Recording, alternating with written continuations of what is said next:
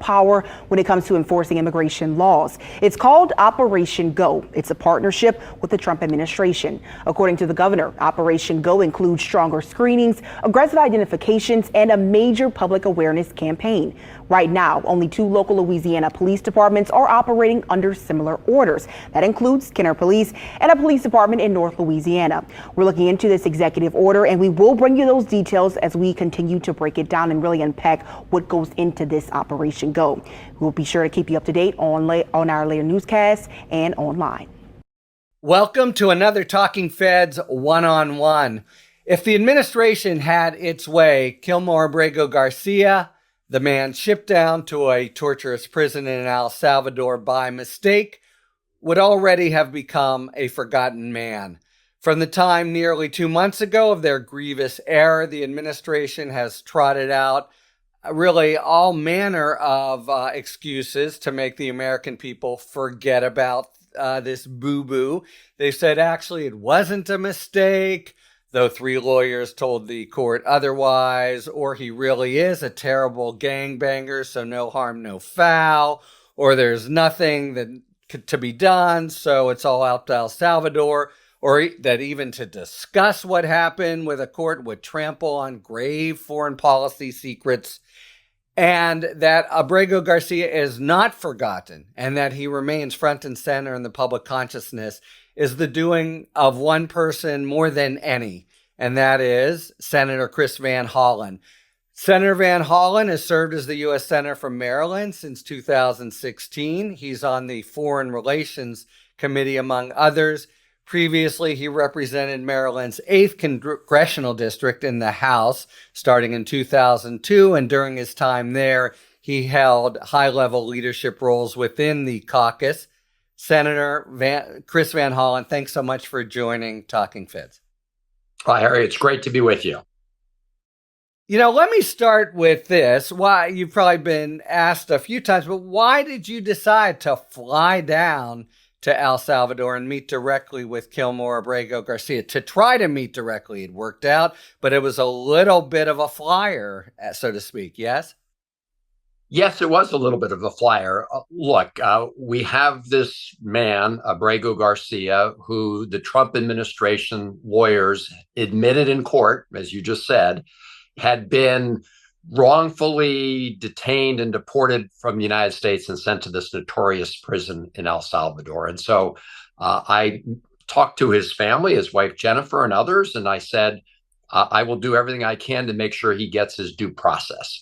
And when the president of El Salvador visited the United States just a little while ago and was in the Oval Office with President Trump, I wrote to the ambassador from El Salvador to the United States saying, I'd like to meet with President Bukele as well about Abrego Garcia.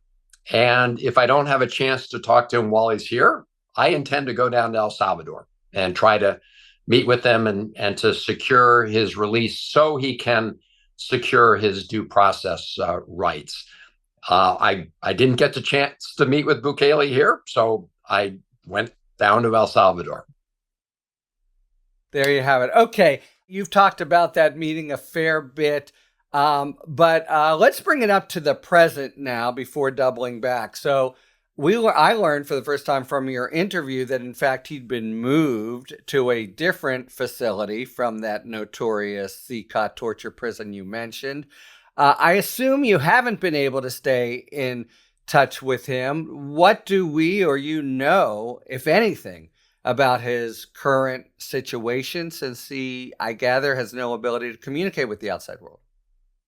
That's right. To my knowledge, I'm the only person in the outside world he's communicated with since he was illegally detained and deported to El Salvador. He's not been able to talk to his wife, his mother, his lawyers, nobody, before I met with him or since I met with him, which is in itself a gross violation of international law, because international law, requires that people be able to speak with at least their lawyers. But no, that's the point. He's in a total news blackout and a total communications blackout. Yeah, I mean, as best I can tell, it's just a walking international law.